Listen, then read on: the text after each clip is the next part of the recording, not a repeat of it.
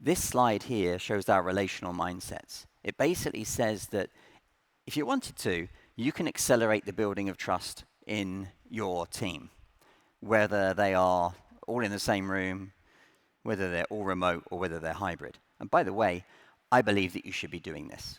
That's my advice, having done this for the last 8 years with teams around the world. When you lead with generosity, when you share a little bit about yourself, and you generously listen when others are doing that, that gives you an opportunity to develop a intimacy. Now, people always say, that sounds a bit wrong. I don't mean that kind. I mean like a camaraderie or an understanding about each other as a team. And when you do that, then that gives permission for candor. Most people at work are not candid within their teams. What will happen most often is that you will be around the water cooler or texting each other in the meeting or on Teams saying, this is terrible, why are we in this meeting? I mean, do we do that? Yeah. Not the saintly side over here, of course.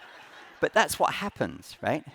Instead of giving us the gift of candor, there's a Harvard Business Review study about crews on airplanes when there's an issue and how the crew can be saved if the team works together. That's not just the pilot and co-pilot, but the crew in the back. It's fascinating.